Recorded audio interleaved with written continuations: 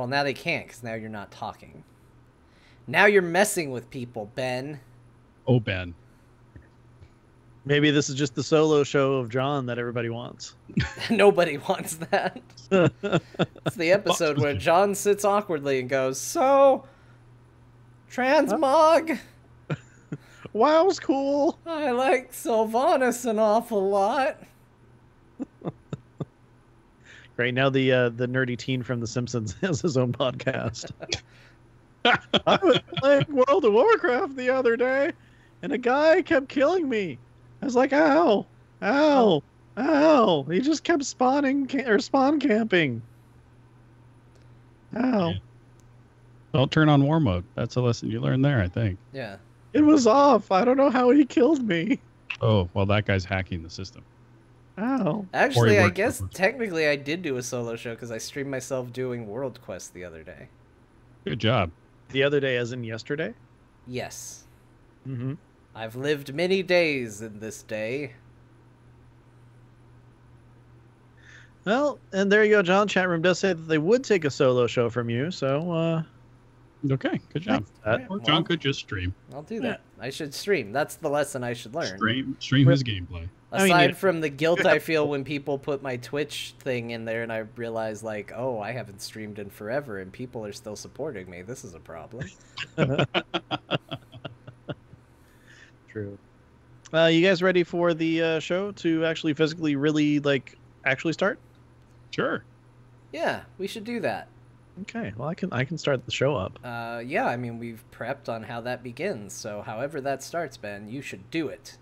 Okay, we're going to take a quick silent second here so I can noise capture some of that only I can hear. Glad we did that during the recording part of the show. Well, yeah, because I have two different tracks and sometimes they don't sync up perfectly. Okay. Yeah, no, trust me, I've done this before. Sure. You know what else I've done before, John? What, Ben? Welcome to Azeroth Roundtable, episode 284. I'm Ben Bumhofer. This week, I would like to start off the show by saying hello and thank you to Felza for helping me kill a dinosaur this morning. With me this week, as always, is John Jagger. How's it going, John? Hey, Ben. Good. You asked how it was going. It's going good. Well, if you want to be a stickler about it. Oh. I'm happy to be here. I'm happy to talk about WoW. It's an exciting time. And I look forward to talking about all the World of Warcraft with you. But I'm not... Yeah, we're going to cover it all. Ooh. I know we only have an hour. We're going to have to put a lot of effort into it to do it. But I think we can cover the whole thing today. And helping us with that, we're not going to leave him hanging on the line. We need him in here immediately to help cover this. Oh, of course. Mick Montgomery, welcome back to the show. Hey, folks, thank you so much for having me, John and Ben. I appreciate the invitation. I think I'm honored that at the, your second show post Battle for Azeroth launch that you would, for some reason, ask me to come and jump in here. That's quite an honor. I thought you were going to just leave it at our second show, and I was like, yeah, seems about right. Still feels that way. Still feels very good. Clump it all together, and we've got about 2 episodes worth of actual content. It's a hell of a blooper reel, though, guys. Yeah. You gotta feel out your niche. That's what they say. And so we like to think that it's been 282 episodes of feeling our niche, and we're finally there. This is it. Exactly. This is what we settled on. Most podcasts start with an episode 0. We start with an episode 1 through 282. Yep. All right. Well, you gotta practice makes perfect, right? So, the more opportunities you get to attempt to be successful, then you will be successful. And if it takes 282 attempts to make that happen, well, you're also probably a raider, right? Yeah. That's very true as well. Yeah. There you go. Well, it's funny that you mentioned having you on so shortly after the expansion.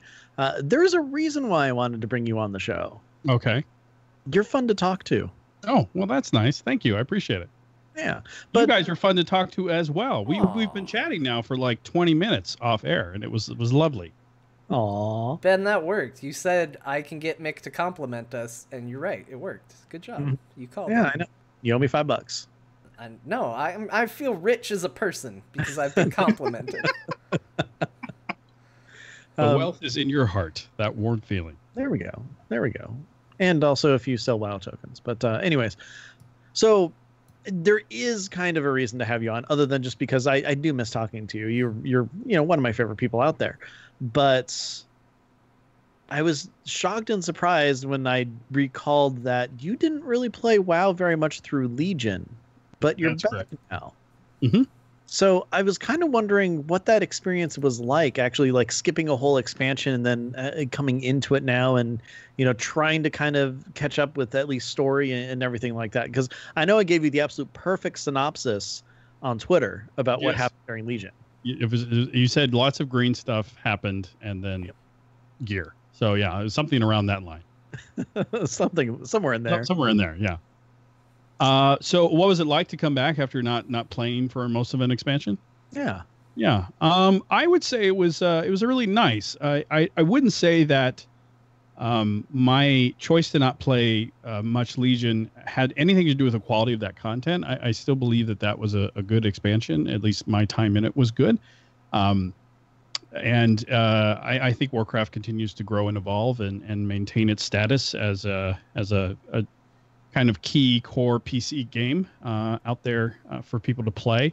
And so I think that the game wasn't the issue. I think more I was the issue. And it wasn't like I stopped playing video games. I went in the opposite direction. I think I became employed by a video game company, which, by the way, I've been told I have to say when I come on these things now. I work for a competing video game studio to Blizzard Entertainment. So in that respect, I think that because of that event for me, forced me to just prioritize some other games that our company makes in order to get a little bit more familiar with the property over there. And so that kind of took me away in the best of ways from playing much World of Warcraft. And, there was I thought, well, maybe I'll jump back in around like the second big content patch or whatever, but it never really happened. So I was pretty dead set against coming back to World of Warcraft at all. But I will say this, and I mean this truly, I think Blizzard really put on a real clinic with their publishing efforts around Battle for Azeroth. And all the things that they were doing were really, really strong. And in fact, I've been very public within my company about how good I think their publishing campaign was going into the launch of the expansion. And so that just kind of hooked me. And my old co-host on the Starting Zone, who happens to now work with me at said competing video game company, said, I'm going to play. We might get some folks at work together to play. Maybe you should jump in. And so I did. And I have really enjoyed this expansion quite a lot. In fact, I've told the people that are kind of playing around me as friends, this to me might be my best leveling experience that I've ever had at the start of an expansion by far, for some reason. And I don't know why so much that is. I haven't really pulled that apart yet. But I will say that the reason I have been excited is that it was just a real joy taking a character from 110 to 120 in Battle for Azeroth. I know that's not everybody's experience, but it was definitely mine. Very cool. Are you doing Horde or Alliance? I rolled a Horde character, which is what I usually have played throughout my time playing World of Warcraft. But I did roll a new class that I've never taken to level cap, which is a priest. So it's been fun. I was like, the group I was kind of chatting with about maybe coming back and playing was like, well, we might need a healer. And in my brain, I was like, well, I kind of want to play a caster and a clothy. Well, I guess I'm going to be a priest. There wasn't really that many options after that. So, but I've been really surprised. Priests are really a lot of fun in this expansion. Discipline is probably going to get nerfed real hard. But on top of that, Shadow is really fun since the since rework in the last expansion, at least for me, and the changes they made to that kit have made it a lot more, I think, a little bit more simpler and clear to execute. And I think that's what you really want out of your class experience. I think the over complexity is a little overrated in my opinion. I think what you want to be able to do is be effective in what you're trying to do in the game, whether you're questing or you're in a group setting like a dungeon or raid. And so for me, the Shadow Priest has been trimmed to a point where I think it's in a nice sweet spot. So I can think about more playing that engagement and less about what button am I supposed to push right now. Yeah. So, that actually brings up an interesting point. John and I have been kind of going a little bit, over this, the last couple episodes and everything. Mm-hmm. And a lot of it has to do with, how powerful you feel as you're leveling and everything like that. What can possibly contribute to kind of like an inverse feeling of power that a lot of, especially DPS players have kind of seen going from, the very end of Legion up to Battle for Azeroth and, leveling through that whole process. So if you had a boosted tune, you didn't have, like all the raid gear, you didn't have a ton of legendaries, didn't have an artifact weapon and things like that. And so you did level through as Shadow then? Yeah, I bounced back and forth. I started off actually leveling as Discipline, which is totally doable. Like you're almost a tank as Discipline because Atonement is broken. So in that space though, it was a lot of fun to do it. But unfortunately, my experience was it just took a little bit longer to clear mobs in that particular spec. So Shadow, you get the trade-off, right? Like you manage to take things down a lot faster. Shadow does a really good AoE damage. But on top of that, you also kind of get the thing I think you want, right? When you're leveling, which is like, oh, I'm going to die, and whether or not you're going to get out. And that kind of danger, to me, playing a new class is important because that risk that I put myself into when I'm playing, and the penalty that I might pay, which is to have to do a res walk, that motivation forces me to learn all the aspects of the class right away. And so, yeah, playing a boosted tune, especially a new class that you haven't played before, is a challenge because you're not starting off with just the 1 or 2 or 3 spells. They just pretty much give you everything at the front. And then you're just kind of left to go, well, what are the things I'm supposed to use? And, of course, there are guides out there that you can go to, but it is kind of fun to try and figure that out without having to rely on the folks at Icy Veins to tell you what to push. Mm-hmm. So to me, that is the fun of the class. I think it's the experience that veteran World of Warcraft players kind of forget to give themselves because, you know all the tricks and where to find the information to make you effective faster. Right. But to me, the fun part is not knowing what to do and trying to figure out, grow to a point where you're like, okay, now I get how I'm supposed to put this all together. And that was my process. I felt from like, because I'm not super intelligent. That was my process from like 110 to 112. Okay. So overall, though, did it feel pretty? I guess even is the right word. Like, I know John was having issues kind of in the later levels because it just felt like he was losing power and losing, strength and everything as he was leveling up, going from 110 to 120. So, I mean, John, you can describe it better than I can. Obviously, you're the one who did it. No, I mean, so Ben and I talked about this the past 2 weeks. We don't want to necessarily hammer it too hard, but one of the things that we had talked about was we were running into a very strange inconsistency where it was some people we would talk to and they would say, it was really weird because I was leveling up and I felt great at 110 and by the time I got to 120, I felt like garbage. And it was this real weird inverse of power when you're leveling, and it felt very strange. But then we would talk to other people who would say, no, I didn't notice that. It just kind of felt consistent through the whole thing. And so where we kind of landed was maybe the dividing line on that is the class you're playing.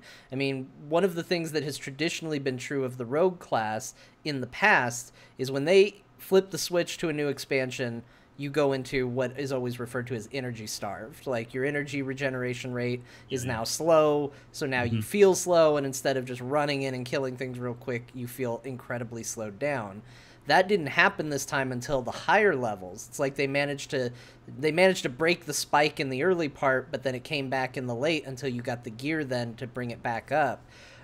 So with that in mind, how did you feel Discipline and Shadow kind of performed as you went through the leveling up process? Did you notice that at all, or was it a pretty even curve for you? No, I would say the specs were different. I feel that Discipline was consistent throughout because, once again, when you're playing a class where you pop a shield on yourself and then you do damage and it heals you, like that's ridiculous to a degree when you're leveling. And so for that class, I felt it started pretty strong, and that I felt picked up to where it did get easier, I think, as I went along, because as I got better gear, the damage started to increase. And so I was clearing things faster, and then I was at no risk. Yeah. It wasn't as fast as Shadow. Shadow, I think, though, I saw probably what you experienced, which was that inverse. Like, it started to get harder, but I don't know if that was so much has to do with how the class is set up, or the spec is set up. It could definitely be that, but I also think potentially the content was getting harder as I went along. There were several times in the early phase where it's like, oh, 1 mob, oh, 2 mobs, okay, I can handle that. And then there'll be moments where I'm like, oh, 15 mobs, I'm gonna die. Like that kind of like, that oh crap moment was happening more and more frequently with me. So I think also the type of, it might be the scaling of how the tech is working for Blizzard now, where it doesn't matter where you go, the content's going to scale with you. Yeah. I think some folks are getting outscaled, and that could definitely be more attributed to the fact that some people could just get lucky and get those nice epic rolls on a rare, or a rare upgrade off of a green, and so their luck might be a little bit better. I noticed kind of around like 115, 116. I had three epic pieces of gear on, and I was like, this is rad. Wow. And then I out-leveled those item levels of that purple gear, so I was forced to come off of them. And then when I came off of them, I didn't feel like I was as strong once I got in those later levels. Mm-hmm. Okay, thanks. I mean, it's just one of those things where, like John and I both said, we have been talking about it over the last 2 episodes. Just the kind of bits here and there and stuff. And I was just curious at how a boosted tune worked versus, I was a rating tune, had legendaries and fully epic gear and everything like that. John had legendaries. He had decent gear, especially for a non. Oh, are we losing Ben? We're losing Ben to the robot. We lost Ben. He's gone again. He's made a weekly habit of disappearing into the realm of robot. Right when he's saying something incredibly... I love the face that he's locked in on, too. Yeah, he is. It's a real solid face. Yeah. He's really going to consider the ramifications of all this. Hashtag Ben is frozen. So it is what it is. Yeah. Well, we'll put the show on a brief pause seeing as he's recording it. This will all go on the YouTube version, so hello, YouTube. Hello. How are you? This is their special bonus for watching this on the YouTube channel. You can't hear me. I'm pausing it, and I'll start it right back up. Okay. He's starting to come back. I heard him. Oh, wait, you can actually hear him? Not great. We can't hear you, but you're a little on the robot side. Hold on, I'm going to go ahead and end the call. I'll call you back. Okay, all right, sounds good. We'll see you in a minute. Well, we're having fun. Well, let's see. As the now the stream is broken. Have you gone to black? I just switched to this because the cameras were going to be off anyway. So it's like my eyeballs in the frame, but that's it. Do I sound better? Yeah, you sound great. You sound great. Okay. You sound as handsome as you look. Oh, all right. Another compliment for Ben. Oh, I unpaused the recording, so we're going to keep going now. But the funny thing is I still heard you guys the entire time, and then the video on Twitch paused for me. So yeah, I don't know what's going on. Oh well. Anyways, we're back. What I was saying is that we have talked about it, and it's just interesting to me to see where the power is actually dropping, if it is class-based and things like that. So that's kind of really the only reason I wanted to bring it up, just to get your take on it. Because as a healer, I leveled as a healer the whole time. I didn't feel a power drop-off at all. I mean, everything always takes a while to kill when you're a healer. But I was invincible, so it didn't really matter too much. This isn't me bragging. This is just the way that it goes. But I finally saw Bon Zombie as the spirit healer for the second time last night. Except this time he didn't taunt me, so I'm like, what's going on here? I was a little upset about that. He wasn't feeling it. He can't always taunt you. Yeah. True. It's hard to be on all the time. Yeah. Even if you're a Loa, god of death. Okay, good point. So some days you just are like, I've got the jokes. Other days you're like, nope, I've got the sads, and that's the way it goes. I just picture him just sitting down, just smoking a cigarette. He's like, "What? I'm on break." Exactly. It's like, enough. I do want to take a moment to talk about both my excitement and my trepidation this week, because it's both good news and bad news. This week is it's the Transmog week. What's it called? Now I can't remember it. Trial of Style. Trial of Style. That's it. It is my favorite holiday in WoW, everybody. It is the best event that they have. I am so excited for Trial of Style week. It got pushed back 2 weeks. It was going to happen right when the expansion dropped. They pushed it back because they said, "Oh my gosh, people will lose it if we do too much of a good thing on one day. They'll lose it." So they pushed it back 2 weeks, and here we are. The bad news: you're not going to unlock anything new this year. It's the same stuff. This week. You're not going to unlock any this week, because it did do it more than once a year. All right. So well, we can hold out hope that it will be back soon. Did you get all the styles, or is there one you're going to be going for? No, I have it all. I went through and unlocked it all, which is really like, look, this is going to sound like me tooting my own horn, and it absolutely is. That was hard for me to do with chainmail. I had 3 outfits. Mm-hmm. And I managed to do it. So, it's an accomplishment. Trial of Style is it's a lifestyle. It's a way of living. I keep my shirt so that I have my buff on all the time. That just lets everybody know that I have style. I don't have it in real life, but I live it in World of Warcraft. So, John, what you have is a type of style. Yeah, it's a style. It's a choice. It's a choice in the way that breathing is sort of a choice. It's not really. That's an autonomous system in your body, but all I'm saying is that's about the same level of effort that goes into my thoughts about my real life style. It's the same amount of effort I assign to breathing. I will say there is a nice feature in World of Warcraft where at a click of the button, you could be wearing different clothes. And that is a feature in real life that would be just fantastic. Oh, yeah. Bloop, I'm wearing my work clothes. Bloop, I'm in my pajamas. Like that would just, although knowing me, I would actually click that button at work and then I would be in my pajamas. So that would be somewhat awkward. Depending on what you sleep in, it could be less awkward than other times. Somebody just goes by, "That's a bold choice, Mick, all right." And then back they go. Although, you would never be either under or overdressed ever again in your life. It's true. And also, working at a gaming company is really tough to tell whether or not people are wearing their work clothes or their pajamas because, there's literally no rules. Yeah. Well, question, do you have bunny slippers? And if so, have you worn them to work yet? I don't have them, but I have seen other people wear something similar. I watched an individual at work, and she had shown up wearing those slippers and clearly pajama pants and a fairly battered up T-shirt. Her hair was kind of done up in a bun, and I was like, somebody just got up and came to work today. And she, I applauded it. Living my life right there is the life I aspire to. Yeah. One day. A theme day at work, like, hey, today is pajama day. Well, it's like the person, and look, I'm gonna call him a jerk, but I am this jerk, so understand I sympathize with you as I say this. It's like the jerk that shows up for Halloween that goes, "I'm me when I wake up in the morning," and it's their way of, like, their excuse of wearing pajamas on Halloween to work. Like, that's their costume.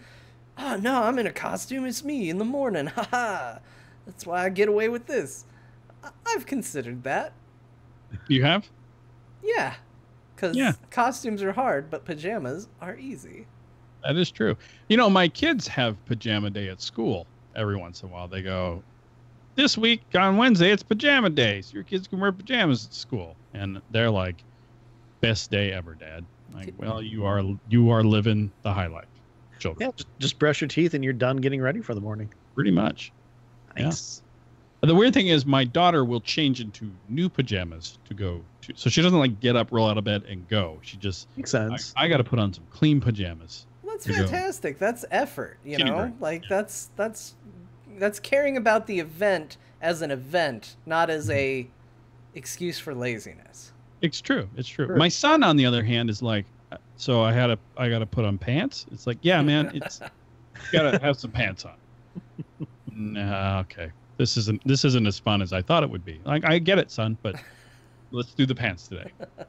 Can you imagine if clothes shopping was actually like going out either to the auction house or to, I don't know, the wilderness, and you kill a bird and randomly find some pants that fit great? Yeah, everything you find does fit, except it might be a material that you don't want. Right, like you go out there and there is a 30 to 50 foot monster, you kill him, and then you find pants of that monster's name, and my thin, lithe blood elf is like, these will work perfectly, thank you. I will put these on right now, and I will look amazing in them. Thank you. Well, you know what, though? We could still just have real life applications of that, right? Like, you go to Trader Joe's, you get your groceries, you come home, you open up the bag of wasabi piece, and then out falls out a hat. Like that to me is fine. I'll take that too. Okay, can you imagine this? You eat all the wasabi in one sitting, and then magically a hat appears. Yeah. There you go. Well, that's kind of like you put some effort in. You killed the wasabi peas. It's your achievement hat. Okay. This has brought up a good question. I think we need to go around the horn and find out. Okay. So we look at our WoW characters every now and then and go, oh my gosh, you're very impressive. You can shoot fire. You can stealth in the middle of an open field where everyone's looking at you and suddenly everyone goes, where'd they go? You can do all these amazing things. What do you think if our WoW characters could watch our individual lives? What would they be impressed by? Nothing. Oh, man. Well, like, I immediately think plumbing. They'd be like, your world does not have poop quests, and you're like, no. Yeah, no one needs to clean that up on a regular basis. And we certainly, if you did, no one would give you a scepter for it. Yes, you know what it would be? 30 gold. The dangerous mobs just everywhere. The what? Dangerous mobs? Okay, the lack of dangerous mobs. Oh, the lack of dangerous mobs. Yes. Sorry, Mick's just staring and there's nothing from John. I'm like, oh god, they can't hear me again. you cut out. We didn't get the dangerous. We just got mobs everywhere. It's trying to use context clues for a little too long. My bad. That's okay. But yeah, can you imagine what it'd be like? Just like they're looking at our world and everything. It's like, man, I can get anywhere and not have to worry about dying. Yeah, it's cool. Yeah, that would be. I think it would be good for them. I think the thing, though, they would be disappointed in is the fact that making food is way longer in real life than it is in WoW, right? Yeah. Also, making a fire, way longer in real life than it is in WoW. Heck, just eating food. Yeah. They eat a whole meal in like 10 seconds. Over and over again if they're a raider. And they get stat benefits. Like, I feel like I'd be sitting there chewing on a McDonald's hamburger, and they'd be like, now, what benefit is this going to give you? And like, I'm going to die earlier. I mean, I bet they would watch us and go, hang on. So when you guys go and have a gathering, it's nice that there's nothing there to kill you, but no one can just pull a feast table out of their backpack and lay it into the backyard. We have to do all that stuff step by step. This is the worst. Like, that would be their opinion. Travel is really bad. Yeah, I'm going to work. Where are your backpacks? Oh, I don't need one. Yeah. Wait a minute. What are you carrying? Well, I got my cell phone, which maybe they'd be impressed by. Maybe. I don't know. It depends what the actual physical analog of having a chat system in your world is for them. Sure. They're like, well, when I want to talk to my friend, I just whisper, and they hear it somehow magically. Well, and also if you think about it, how many quests are there where someone's communicating with you like telepathically or through some sort of magical device or something like that? So I think that'd be kind of normal. Like, texting is cool. Yeah.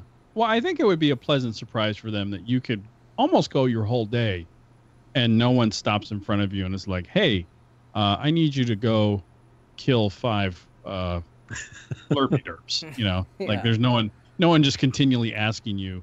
And they don't happen in threes like they happen in World of Warcraft, right? You're like, yeah. Oh, this guy's asking me for something. This guy's asking me for 2 things. That's not right. In your real life, you can go a whole day, and if you're lucky, and you don't have kids or wife or nothing, and no one will ask you to do anything. But I do think they'd be confused about the length of the workday. I think they'd be sitting there going, okay, we are here. What is our objective? Well, right now, I need to go ahead and get this report out. Okay, great. We're done. Shall we go on another adventure? Huzzah! And then you're just like, no, we're going to do another one. Oh, I didn't realize they needed multiple. Well, no, then we're going to do this for 8 hours. What if you're done early? No, there is no done early. Done early doesn't exist. It's going to be 8 hours, but we'll take a break for lunch. They just... Yeah. Why would I take a 30-second break? I need something longer than that. Yeah. Oh, man. Can you imagine fishing? Fishing would be so much better in WoW than in real life. Yeah. And I like it in WoW. I have sat here for 30 minutes, and I have not gotten a fish. If I were fishing in Azeroth, I would have a barrel of fish right now, sir. Oh, man. Okay, I kind of like this idea. Yeah. Here's the thing, too. If WoW characters came to our world, they would, for a while, they would be like, you know what? It's actually kind of nice. When I wake up in the morning, no one is making me go out to kill something. But then, like, after a couple of weeks, they would be like, all right, I'm bored. Yeah. When do I get to kill a thing? And that would be hard for them when they were told you can't kill anyone. And then they start playing WoW. It turns out that's a crime. Oh, you mean I get flagged for PvP? Yeah. I guess this is here. I'm going to put you in front of my computer and let you play World of Warcraft for a while. And that's all they would be. We would have a world full of digital characters hooked on the game they're from. They'd just be like, exactly. Finally. It'd be like us playing The Sims. It'd just be sitting there and they're like, oh, good, I got a quest now. All right, they're happy. Gosh. Can you imagine, though, if they were actually plucked from WoW, sitting down playing WoW, they walk up and, it's my friend Rockgosh. How come he doesn't recognize me? It's but I was standing next to him yesterday.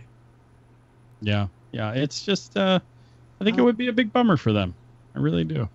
Eventually, it would just be too boring and slow. Boring and slow. I mean, it's fair. If we went into the WoW world, if we followed the 80s cartoon methodology of storytelling when you have a licensed product, and we got pulled into their world, we wouldn't fare very well. It wouldn't go well at all. Well, I don't know, though, because, okay, now, granted, I'm kind of going on a limb here. I'm going last action hero rules. You get pulled into that world, that means you do live by those standards, which means that you couldn't die. You could do all that stuff. Oh. And even if you're, like level 1 or something like that, but you're in that world, you can just keep doing stuff until you level yourself up and become one of the heroes. Because I was going to say, Ben, my counter to your point is I want you to just run for a minute. Just 1 minute of the many, many, many, many minutes we ask our WoW characters to run. And I just want you to run for a minute straight and tell me how you feel and how you think you'll fare in the World of Warcraft. Well, if I am in that world, then I wouldn't have asthma. And what a great, debuff to give our characters. Wow. The asthma debuff. You can run for 30 seconds and then you have to stop and just... You have to click the inhaler spell just to okay, back. Except unfortunately you run out of inhaler spell after an hour. You have to keep going back to a main hub in order to get another one. Exactly. No, the inhaler's in the toy box. It gives you a good 10 minutes, but it's got a 7.5-hour cooldown before you can use it again. Yeah. Yeah. Well, the sad thing is that we wouldn't get to choose Horde or Alliance. We would have to be on Alliance. And I mean, I'm speaking for myself here. I would have to be a Kultiran because look at me. Yes. Yeah. It is nice to see the Kultirans that World of Warcraft decided to give us a realistic looking characters that are not pandas. It's true. You might be able to fit in with the pandas, Ben. You could try. Oh, I totally would fit in with the pandas. How great would that be? Slow down and relax. You know what? Get double XP for sleeping a whole bunch. Get double food buffs. Oh, that'd be great. Of course, the big problem I would have is trying to stop myself from just hugging all of them every time I see them. Okay. Yeah. Are they huggers, the Pandarans? I don't think they actually are. Are they? Oh, mine totally is. Ben would be, but I feel like that's also what gets him kicked out of Pandaria. You think so? Yeah, a bunch of big furry pandas would go, he's a bit much. Again with the hugging. I'd be respectful. I'd bow first. He'd walk into a quiet temple, afternoon hugs, and you just see a bunch of pandas face palming. No. Oh, this guy. Ship him to Stormwind, please. Shuen is just like, get out of here. Yeah. No more. Yeah. Go farm. I don't. John, yes. What Hi. race Hello. would you hang out with in WoW? Like the undead. No. What would you actually be more like? If you totally nailed me as a panda. Oh, who would I be? Yeah. I'd hang out with the Worgen until I could be a Worgen. I'd go up to a Worgen. What is it? It's a scratch that turns you into a Worgen, right? And I'd just be like, hey, high five. And when they went for the high five, I'd be like, ah, you got me. Now you're responsible for me. I am one of you. Oh, bummer though, John, because now you can't go to Darnassus and turn into an actual, non-feral Worgen. Oh, shit, that's right. Well, that's fine. I always really enjoyed when they do the mind control and you kill your own team, so... Yes, that is true, actually. It will be a brief existence in Azeroth, but it will be a glorious one, so there we go. I don't know. That is a fair question. I'll figure out who I fit in the most with in a month. Mick, do you know which race you would hang out with? Yeah, I've been asked this question before. I think even though I spend most of my time playing Horde characters, I actually think I would be running around inside of a dwarven fort somewhere, or mine. I think the dwarves tend to be my speed, in my opinion. The dwarves are really cool. Like, if I had to choose an alliance race to hang with, it would probably be them. Yeah. I'm a big drinker, but I don't know. There's something about just hanging out like underground and like the Hall of Explorers or whatever, like the museum that they have. Like, that is totally my thing. I'd love it there. That'd be cool. I would probably be part of the Explorers League. Yeah. And also too, when you're a dwarf, you have a built-in blanket with that beard. So if you're ever like, I'm cold, well, no, I'm not. So that's a nice feature for the dwarves as well. But all my alliance tunes, I don't roll anything but dwarves. So all those alts that I have rolled in the past, they're all dwarves. Good call. I don't know. I guess maybe the Night Elves.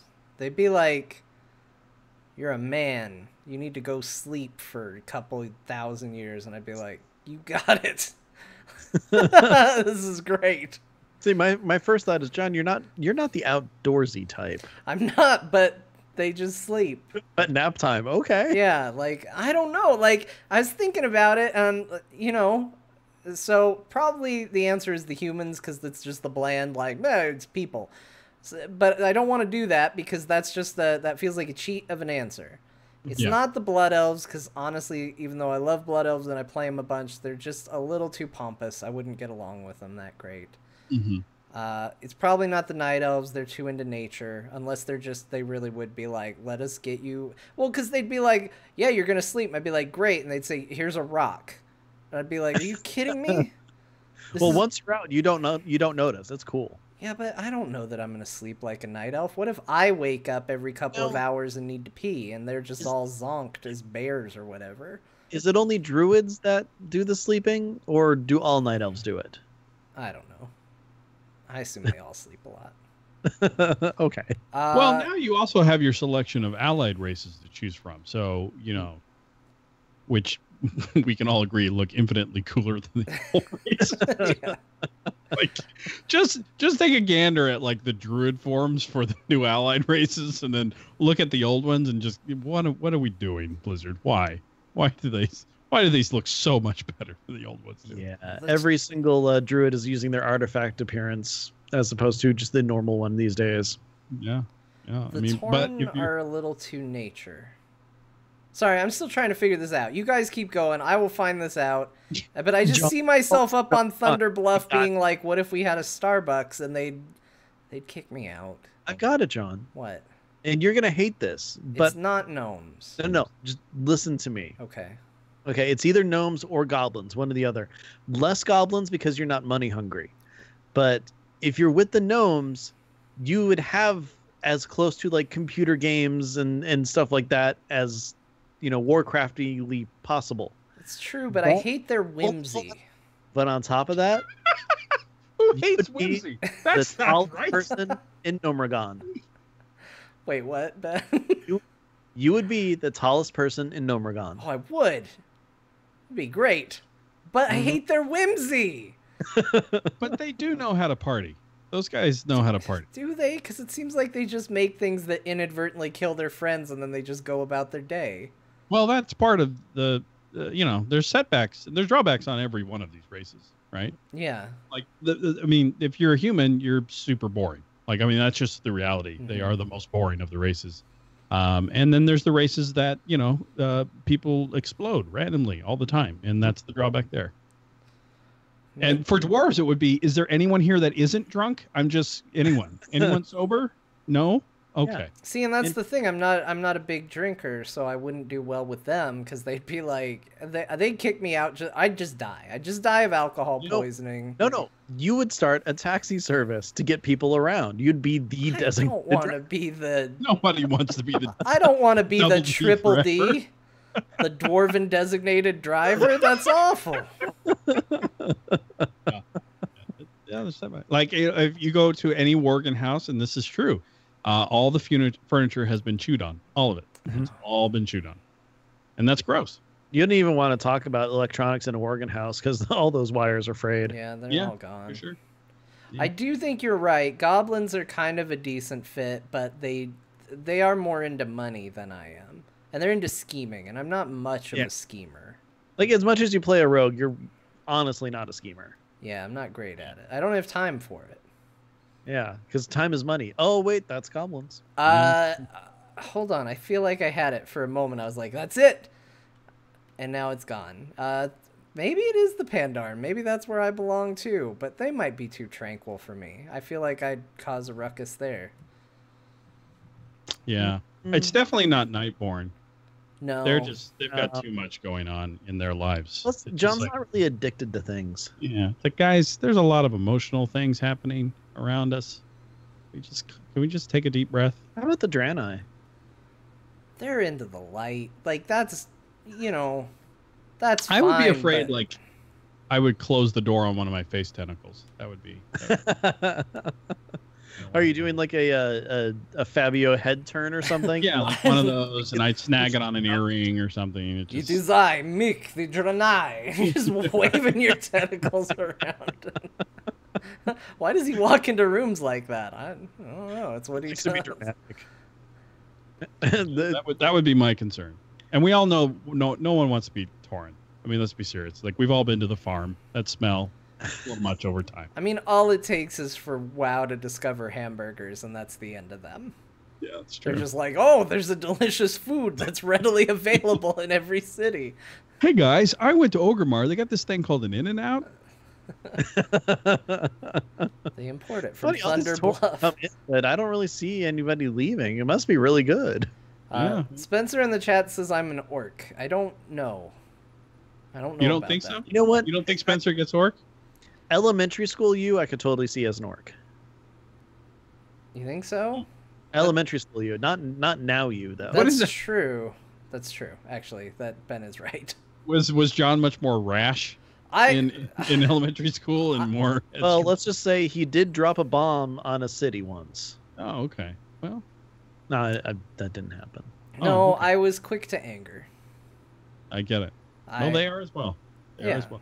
I mean, I was like the shortest kid in the entire school, so people were going to do what they were going to do, and I wasn't going to put up with it, and so I got into a lot of fights early on, and then, a couple years went by, and people learned that doesn't work with me. They moved on to some other unfortunate soul, and I went on about my life, and it stopped being a problem after that. But I can see why that would make me an orc. Troll is not a bad call.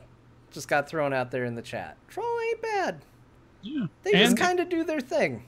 Yeah. Which kind of troll, though? We have two different types now. We do. The one with good posture and the one without. John, do you have good posture? Sometimes. Okay. That sounds it. We have a definitive answer then. John is sometimes one of the two trolls. Yeah. Well, you're 100% troll, just you're 50-50 on which kind. This is true. I do troll a little bit. Not like in the bad, super negative way, in the fun way. Not whimsical. I don't want to use that word because we've established where I stand on whimsy. But in a fun, we can all get along way. I don't know. Why don't... Mick, you asked something and I want to touch on this even though it is so not really connected to WoW. Are you saying all people like whimsy? Well, clearly not, because you do not. Well, John's not a person. We've decided this a while ago. Okay, to me, this is the deciding factor. I have a perfect example of whimsy that when I read it, I was like, come on. The staircases at Hogwarts change all the time. There's no need for that. That's just needless whimsy that makes other people's lives inconvenient. But not all whimsy. Not all whimsy is inconvenient, though, John. Hashtag not all whimsy. Not all whimsy. Sometimes whimsy is charming. Sometimes whimsy is a delight. Okay, so serious question on whimsy for you, John. You're constantly talking about how much you would love to play in the Hearthstone version of World of Warcraft. Oh, shoot. You've got me so bad with this argument. Because, yeah. Yes, let's play it out, Ben. Why, okay. Yes, Ben, you're right. I do think the Hearthstone version of Warcraft is great. So you're not a big fan of whimsy, but I would actually argue that the Hearthstone version of Warcraft is the most whimsiest version. It absolutely is. You're 100% right. It's chock full of it. Frick, maybe I'm a gnome. Yes.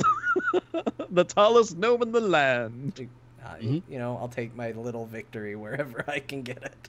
Is that a gnome joke? Is it? Your little victory? I don't know. I will ask my new people. What do you guys think of this? I do think that gnomes are a race that you can kind of hang around and be like, I came up with this joke last night. You guys give me your honest feedback if it's funny. And they will laugh. Yeah. They're like it's a little redundant, but yeah, I like it. You want to seed your stand-up audience with gnomes. That's a good point. You know what? I might get along super well with the gnomes, but here's the problem. You guys are selling me on this on like I am going to take horrible advantage of these people. You're selling me on height advantage. They're going to think I'm funny all the time. I'm going to manipulate the poor little gnomes, which I totally would. Like, honestly, I don't think we're saying that. I really think that, okay. No, but I'm telling you I would do it. Okay, well, in that case. I mean, John, we've been friends for a long time. 14 years now? I'm going to say yes, because you said a number. Yeah, we're getting actually more like 16, something like that. Sure. Would you consider me a person who is all about the whimsy? No. Well, that ruins what I was going to say. I don't think you're all about the whimsy. Well, no, but yes, and John, yes, and. Oh, yes, yes, and what else, Ben? Well, no, I would say that, I embrace it. I'm definitely a lot more into that sort of thing, and have weird, fantastical ideas of fun things and stuff like that. And, that's true. And like, dude, every time we go to Disneyland, okay, so we have 2 days of BlizzCon, and we're tired as hell. The next day when we go to Disneyland, I'm one of the first people who is up and ready to just run out the door. It's true. It's what I do. If more gnomes were as whimsical as I feel, would you be more into it? I mean, maybe. We did walk through Disneyland singing the DuckTales theme one year. Very loudly. We did convince a whole line of people at the Indiana Jones ride to sing Hi-Ho while in the line. Mm-hmm. I would call this perhaps light whimsy. Yeah, but imagine kicking it up a tiny notch. All right. You know what? I'll hang out with the gnomes, but I still feel my desire to manipulate them and use them for my own gain probably makes me a goblin in the gnome city. But that's fine. That's okay. Goblins and gnomes can cohabitate. We've had a whole book on it. That's right, we did. It was the best part of that book. Yeah, exactly. See? Has anybody gone to see if you can find out what happened to them? Oh, I didn't even think of that. I need to go to Daenerys. All right. Oh, so, okay, Mick, did you read Before the Storm before we totally... No, I did not, but I won't either, so... Okay. Spoil away! Yeah. Chat room, listeners... You had time. Yeah. So, okay. There is a a gnome woman and a goblin man who end up having a relationship in Before the Storm, and their little bit of a story comes to a tragic end, where it's implied that they kind of blew up. But there's a chance that maybe they didn't. So I don't know. So if you go to Daenerys, look for a hat somewhere on the ground with like a big, huge, giant scorch mark or something. See if there's like footsteps leading away. Yeah. Oh, interesting. I did not know that. That is an Easter egg and a half right there. Well, if it's there, we don't know. We haven't looked. Yeah, we got to go find it. Someone in the chat channel, go to Daenerys right now and scour all of the places. Yeah. Actually get a whole line of people and hold hands and then just walk down the zone. That's how you have to do that. Well, it's it was on the coast, so all you have to do is go around the Daenerys coast. Well, no, their hut was on the coast. There was a tunnel underground that led them away to the hatch. So I'm assuming it would be more inland. Hang on, there was a tunnel and a hatch. What was this? Just they just ripped something from Lost? Yeah, it was like Lost if a goblin and a gnome hooked up during the show. Hmm. And then blew up at the end. Well, so it that was does exactly make sense. Lost. It was literally the plot to Lost. Yeah, it turns out Gadget Dan is purgatory. And yes, to address Spencer directly in the chat, that was my favorite part of that book. Sylvanas was underutilized, and Anduin is a tool. There we go. We can move on. Yeah, and we're moving on. Man, I really want to go to Daenerys now and look. Meanwhile, I'm stuck in a different desert. I'm still questing in Vol'dun. Are you guys are both at level cap then, right? I'm assuming. Yeah. So you're just going through it for fun, because I still have it's that unfortunate thing, right, where you're like, I haven't explored all the zones and I'm at level cap. Ugh. See, that's see, Ben. See, I guess it's just the whimsy side of me. I'm actually really enjoying going through, doing all the different quests and stuff. I haven't finished this side quest area yet, but I'm at the Gold Tusk Inn, and that is just delightful. I'm really loving that stuff. I did the whole Gold Island thing. That was pretty awesome. I absolutely loved that whole area. I mean, I've done all the stuff at level cap, and I'm just going through doing stuff, still in the whole idea of, okay, if I see a rare, I'm just going to kill it. If I find a chest, I'm going to go try to find it and open it up. And I'm just going through and, getting as many quests as I can, because I'm still just loving all of this world. It's just a lot of fun to me. Yeah. And then once I'm done with all that stuff, well, I'm going to still do world quests and, work on gearing up and stuff. I'm going to switch over and do the same exact thing on my Alliance tune. I am looking forward to this. Yeah, I think that's actually one of the, to me, this is, I feel, kind of a little bit new for Blizzard with an expansion to really give you separate areas on both Horde and Alliance. And then you really motivate you to say, oh, okay, I want to go over and check out and run through all of that content in that other island to get through that stuff. So I think that there's a higher motivation for me to replay through this content, which is why I can see myself having multiple alts get to level cap in this expansion, because I think that it's just a lot of fun to go through all this content, and it's really well done. I think also too, this, I don't know if you guys have talked about this, but this expansion has the best new NPC races I think ever. Sure. They've ever introduced. Like the Tortolans, thank you. The Tortolans are my new Tuskar. Tuskar used to be my favorite race in World of Warcraft. Now it is the Tortolans. They're the best. I want to see, I said this the first week because I'm 100% with you, Mick, and now I'm going to pitch my idea to you because now I know that we're thinking along the same lines. A buddy cop story of a Tortolan and a Tuskar. I just want to see those two races hang out. It would be so good.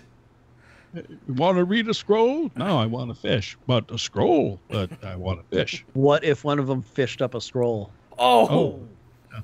That would be the best. That would be essentially how the movie ended. Yeah. I was fishing and I found this for you. Thank you, little jump high five. But even though the Tortolans are premier top tier NPCs race for World of Warcraft, the other ones are really great too, like the Sethrak and the Volpari and best. Yeah, it's great. And also too, I think at least for Zandalar, there's a healthy mix of nostalgic revisits to the other NPCs as well. Like there's just enough, maybe almost too much, but just enough Murloc, Naga. There's a bit of that. There's a moment where you're up against Mogu. There's obviously all of and then there's the new races like the Blood Trolls and all that kind of stuff. So there's a lot of things peppered throughout the areas. That's like the right mix of, yeah, I'm ready for a little bit of that again. And these new snake people are rad looking.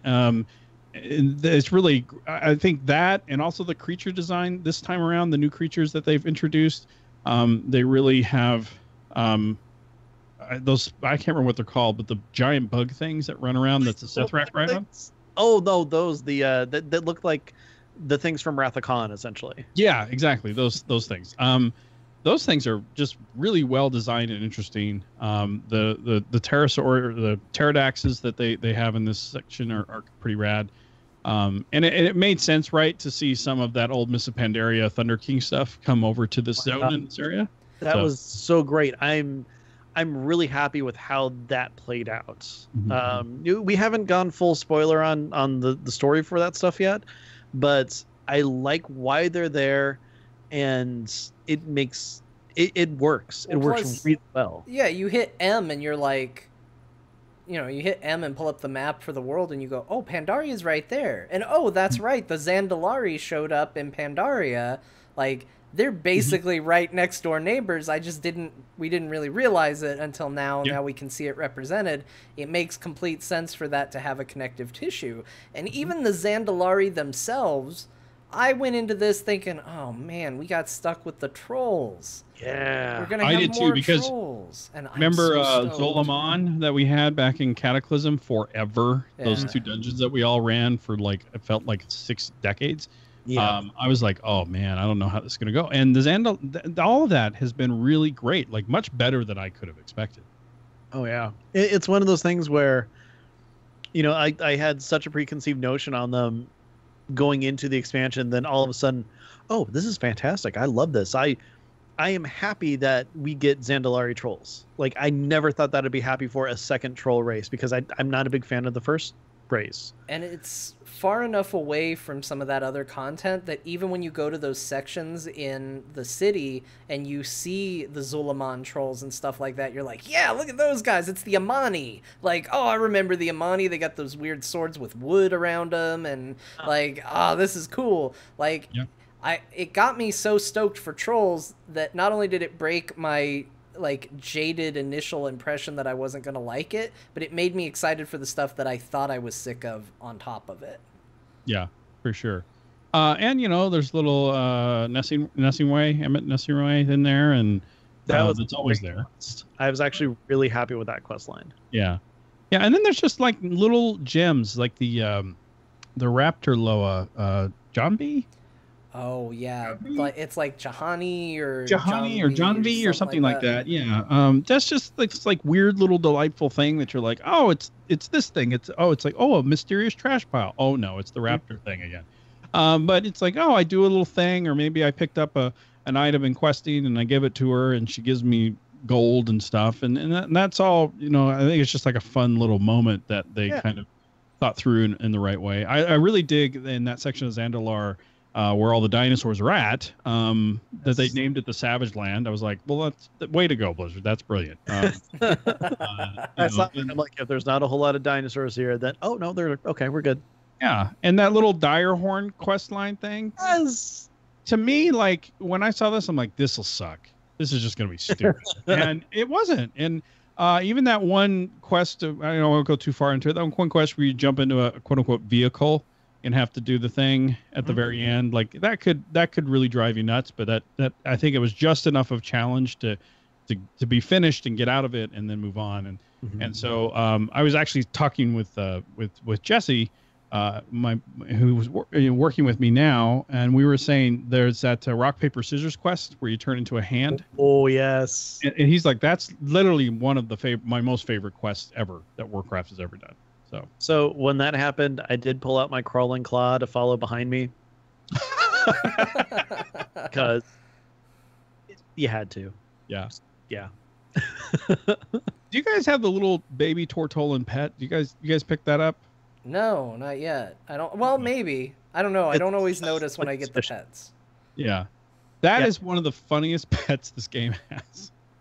Because you'll hear it just go, woohoo! For no reason. You look over and it's like rolling around in its shell in a big circle. You're like that guy's rad. What did I get this charming little pet for? They're real lively when they're young. Then they get older, and then they just... They're really angry and grumpy in a very charming way. I think my favorite was at one point where you rescue one that literally has 2 giant spears like shoved into its body. And I was just like, good Lord, that's brutal. And then when he goes back to his friend, he's like, it was pretty rough. I had 2 spears shoved in me, like really big ones. And I was just like, oh. I know. They're essentially a bunch of Walter Matthau's just all over that area. Yeah, I love every time. Yeah, I can trade as long as it's something that's at least 2 centuries old. Yeah. Have you guys? What are the races you guys are playing with right now? Pandaren. Pandaren, right? Ben's always Pandaren. Blood and John, elf. If I can. Yes. So the Blood Elf, when the Tortolan greets you when you click on them for a quest or for vendoring, and the line they give you is hello, sir or madam. And I'm like, oh, of course they can't tell if a Blood Elf male is a sir or a madam. They say that to Pandaren too. Yeah, okay, they're confused by it. But it's great because I got the other side of that joke the other day, which was I was streaming, and so you're trying to be at least mildly entertaining while you're doing a stream, and so I'm talking as if I can speak to the NPCs. So I go up to one of the Tortolans and I walk up to him and I go, I finished your quest, sir, and I clicked him, and then a lady's voice comes through and says, oh, thank you. And I was like, I mixed up if it was a man or a woman Tortolan. That's the other side of the joke. Yeah, exactly. You put it together eventually, but yeah, I mean, they're just a very charming little race that they threw in there. It's a big win for me. I've said it a couple weeks in a row now, but Mira and the Volpera are the greatest things added to World of Warcraft. Yeah, for sure. And I don't think it's hard to transition them into an allied race, right? Like the body and art. I think the art rig is clearly a goblin. It's a goblin rig. So it's tail pretty much. Yeah, and so I think that is, to me, that's a no-brainer to pull those over into an allied race. But also, too, at the same time, while I want, like, this expansion is a dream for me, because if anyone used to listen to the Starting Zone when I hosted, forever I was like, please give me a variant of the Taurens, right? Like, when we were playing Wrath of the Lich King, I wanted a Tonka so bad. So much. Exactly. And old face. Yeah, and I'm like, please deliver on that for me. And when I first saw a version of the brown orcs in Cataclysm, in that one dragon zone that I can't remember the name of, I was like, wow, there's these cool looking brown orcs that are a different model. Like, it'd be cool to play with that. And now we have a Maghar orc to play as eventually. So I think this variance is really cool. But to some degree, though, I do want some of that stuff to stay non-playable, right? Like, yeah. I love Tortolans. I don't think I could be a Tortolan. I don't think they would work as well because then again, we have only seen like the older pilgrimagey kind, and then the itty bitty little kid. So yeah, maybe there might be something in there like in the middle that's, I don't know, more akin to like the Teenage Mutant Ninja Turtles or something, or who knows. But as we see them, I'm kind of with, like, as much as I love them and I think they're fantastic and I love the race and they're so much fun, I don't think they would be good for like questing and adventuring. Yeah, for sure. Just like I don't think Tuskar would be good for questing and adventuring. It's just some stuff you want to just be a charming thing that's there. Like Sethrak are really cool. I don't see that as a playable race. Yeah. Long term. I'm trying to think of another, like the in Burning Crusade, the bird people. Oh yeah, Arakoa. Yeah, the Arakoa. Like, I don't necessarily want to be an Arakoa, but I do like that we have them in the game. No, I agree with you on that. And it's funny. It's one of those things where when you really do start looking at the different races or allied races, like, the Zandalari trolls totally makes sense. I mean, it's essentially our entire expansion is them. They're the catalyst for a lot of what we're doing. So of course they'd be an allied race. The Magar orcs, I don't know exactly how we get them yet. I know I've heard some story on what's going on over there. Again, don't know any of that stuff, but that's Blizzard going, remember Warlords of Draenor? And all of us going, trying to forget, but thanks. Exactly. But at least we get to unlock these cool orcs. Mm-hmm. Yeah, that's why that happened. As far as at least Horde side, the only other race that makes sense that would be joining us would be the Volpera, because they seem to be like an adventuring, hardy spirit and everything like that. And I mean, they're hanging out on our side. I mean, granted, there could be massive droves of Volpera on the Alliance side too, and I just haven't gone there yet. But it really feels like they would be a perfect fit for the Horde. Plus, it'd give us another small race. Yeah. They're mostly just in the pirate towns for the Alliance, from what I've seen. I've been kind of all over that place, and that seems to be where they hang out. Okay. But what I like about the conversation that we're having right now is that for folks that are playing Alliance and maybe still just going through their starting zone, they're listening to us and going, what in the heck are they talking about? They're getting like a very different experience with the races that they're exposed to. And that's one of the best parts about this expansion is that there's a very varied experience that's happening from player to player in terms of Horde and Alliance. And that's so true to the theme of this particular expansion. It's nice that they really focus on trying to do that versus like, here's a giant continent and quest around as you like, which is what they did with Legion, which worked for that expansion. So the thematic choice there is really big and smart and meta on their part. And so I think that's a real nice through line that they carried through. Yeah.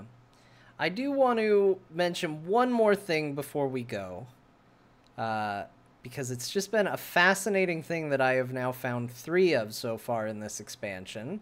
And I want to bring it up. Have either of you gone to any of the underwater bars that are in this expansion? Yeah. Mm-hmm. Those are incredible and might be my favorite places to go in this expansion. They're little, they seemingly serve no purpose, but except to be amazing and cool. And I have found 3 different ones so far, and I absolutely adore them. Where are some of the ones? Because the only one that I have been to is the one in Kul Tiras. That's the only one that I've been to. There's one right next to the temple in Zuldazar. Is there one? Where? Yeah, it's like, okay, so if you're looking at the map, it's the southwestern area, like somewhere down in there. Where that little guy with the boat that takes you to the other places is at? No, further up. Upstream, like watch the river and like where the waterfall goes and stuff like that. Just follow that stream upland, and then you'll find one there. Oh, okay, on the west side. Got it. Yeah. Oh, interesting. There is also one in northern Nazmir, like near the very top of Nazmir. There's an underwater bar somewhere off the coast up there. Yeah. By the way, I am a big fan of spooky, mysterious swamp aesthetic. That's like a thing I really enjoy. One of my favorite parts of going to Disneyland is literally the first 5 minutes of Pirates of the Caribbean. Yeah. Like that is literally like a thing that brings true joy to my heart. And all of Nazmir was that. All of it was that. So that is all. I would hate to part ways tonight without pointing out how great that is. The one thing I wanted to get your guys' feedback was, could the capital city be any bigger? It's the biggest, most inconvenient thing. There's so many stairs in the temple in Zuldazar. So many stairs. It's just a game of stairs. And I don't know, because I agree. I found myself using Flight Masters and Hearthstones just to get around the town. But that said, I loved the feeling of essentially from that opening quest feeling kidnapped, because they're basically like, yeah, we're not taking you back to the Horde capital. You're coming with us. Yeah. Oh, crap. And then they dump you at the docks. They tell you nobody likes you, and you're just in the middle of this massive city. And I loved the feeling of that initial bit, especially because I ended up deciding to level there first, and they don't make it abundantly clear that some of that questing is going to happen within the city itself. Oh, so yeah. it just felt like I was just lost in this city, just wandering around, and people were just offering me quests. It was absolutely my favorite zone to level in. Simply from I felt that fish out of water feeling that I think was part of the intention of that initial arrival. And then by the time I was familiar with that area, then I'm going off on these others, and those felt more like tight, contained adventures. And it really fit the narrative, at least what was going through my head, of just being lost in this big town, and I loved it. Yeah, I spent 2 to 3 hours just running around the city looking at everything before I started my first quest. Yeah. It's like I found all these nooks and crannies, and like, I could be wrong, but I think every single race that has been in World of Warcraft, except for like Alliance races, is in that city somewhere. And it's just fantastic, and I freaking love it.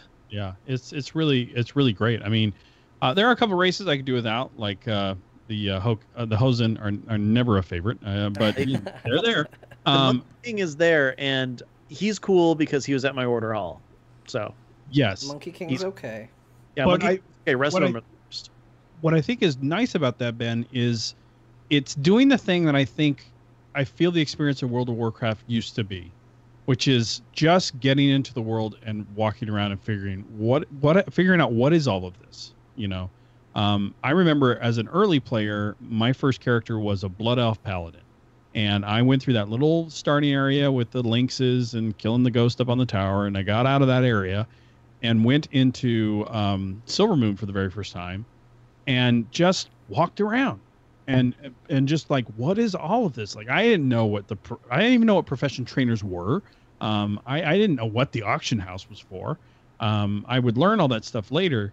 And this felt close to that feeling of just being dropped in the middle of nowhere, not knowing what I'm supposed to do, where I'm supposed to go, and having to figure it out. And that unraveling, exploring part of this game is really actually, I think, super important.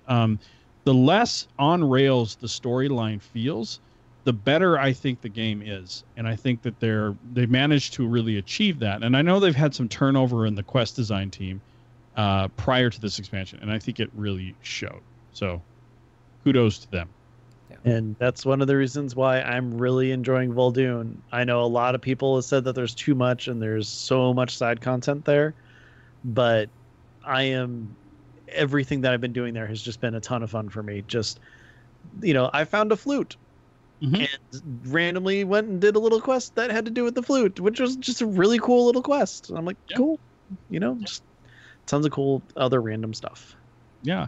What's nice too is a quest hub, and oftentimes those little side quest hubs are, maybe 5 or 6 quests, and or maybe as much as 7, and then it's done, and then you're moving on, right? It's not, you're not like, oh, should I do this because it's going to be like 3 hours of my life? It is a right amount, and I think that's what side quests should feel like. They should feel easy to kind of jump on and do, and then get a delightful surprise. Yeah. I will be there with you as soon as they find a way to denote what's side and what's main.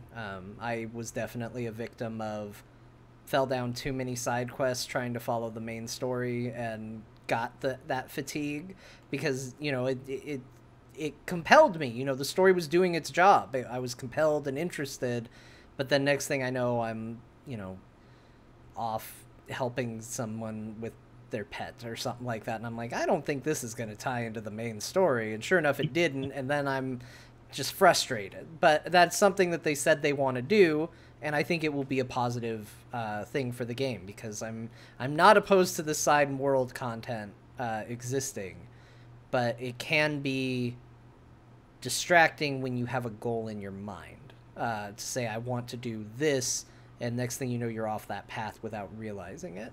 But yeah. I think overall it has been a very good experience with leveling and getting through it and seeing all the cool stuff.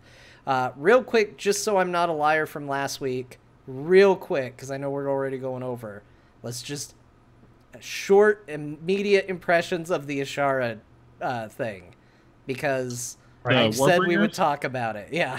So us talking about it is us going, I thought it was good.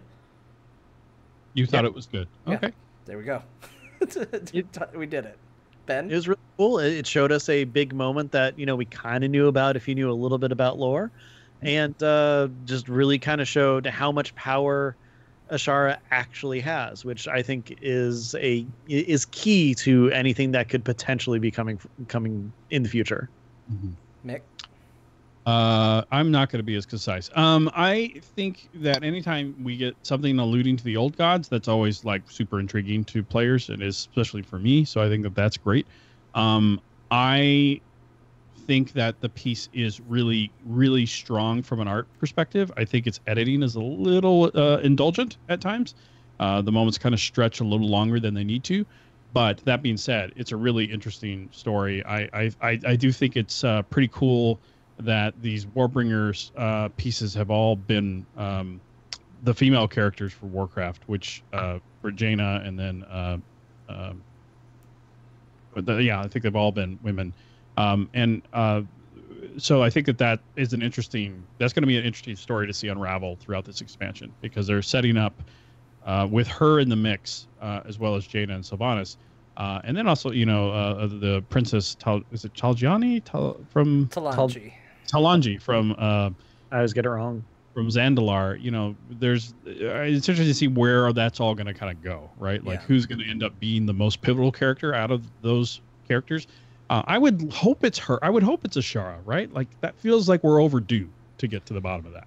I was very happy to see a moment to like have her not just be this kind of like person that's talked about, or kind of obfuscated by the lore a little bit. Like you kind of know about her, you kind of know bits and pieces, but she shows up in shadow. Yeah, like it's been kind of weird, and to have them just put a big stamp on, she's the kind of person that even at the cusp of death, being threatened by an old god, is the one that says, that like stands her ground and is like, no, I'm in control here. And I think that's a pretty cool character beat.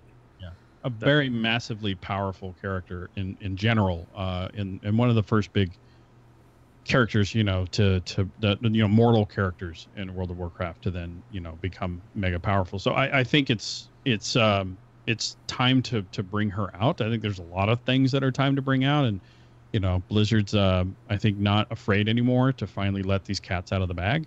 And they showed that with the Burning Legion in the last expansion. So I think that we're going to get some interesting stuff throughout the course of this. It's these once again, those pieces, and they've done them for the other expansions as well. They're really just great ideas. They're great things to have to get people in the world and get interested. They did such a good job of mixing those MoGraph pieces with the in-game cinematic stuff that they released as like small movies, as well as the full-fledged CGs that they did, weaving those in and out and giving you slightly different variants to how they're telling the story to get you into the expansion is just really, really a great job on their part. Definitely. One last thought on Ashara before we close out. I'm also actually really excited that she's just not someone who was corrupted by the old gods or corrupted by some sort of power or external force or something. She actively is like, no, these are my terms. This is what I'm doing. So, I look at it like she took the power. She didn't accept it. She took it. Yeah. But Mick, thank you very much for joining us. It's been an absolute pleasure talking to you as always. So it's my pleasure to be here. Thank you guys for having me on. Of course. Question for you. In the meantime, if people are looking for you, where might they find you? Well, it's still the same places. I'm on Twitter at Mick Montgomery. I'm also on Instagram at Mick Montgomery. I do have a podcast that I am still doing about comic books and the movies and TV shows based by them. It's called Super Heroic, which you can find at superheroicshow.com. We're going to be releasing a couple more episodes this week. And so if you're into things like, Avengers movies and Netflix series about The Punisher and stuff like that, we talk about those shows as well as news and stuff. And we've been doing a lot more comic book oriented things as well. So feel free to check that out. My old Warcraft podcast, which has been brilliantly taken over by Jason Lucas and Spencer Downey, that's still going on, The Starting Zone, at thestartingzone.com. Feel free to go over there and subscribe to that show. They've been putting out some great content for this expansion, so I encourage you to do that. Very cool. John, what about you? If people are looking for you, where might they find you? Hey, best places to find me, follow me on Twitter. I'll let you know where I'll be, what I'm up to. But if you want to catch me on another show, go ahead and check me out talking about Heroes of the Storm Encore. Core! That is part of the Frog Pants Network. You can find out more about that at heroesforyou.com. In addition to that, if you say, hey, Dungeons & Dragons is my thing, well, I'm a part of a campaign called There Will Be Dungeons. That's also part of the Frog Pants Network. You can find out more about that at therewillbedungeons.com. I guess I will say, although this might be out too late for that to mean anything, we did initially say there would be no new episode this week. That is not going to be true, despite the fact that 3 of the 4 players are going to be unavailable. Bo and I are going to attempt a 2-man D&D session, and we'll see how that goes. It's going to be very exciting. It's going to be a solo Stanley adventure, and I am equal parts excited and terrified. I think that would be actually a lot of fun. Like, if it was pitched as a side quest for your character, I think that would be rad. Yeah, I'm hoping so. I mean, he has let loose the subtle clue of the fate of the entire party rests in your morally gray hands. So, no pressure.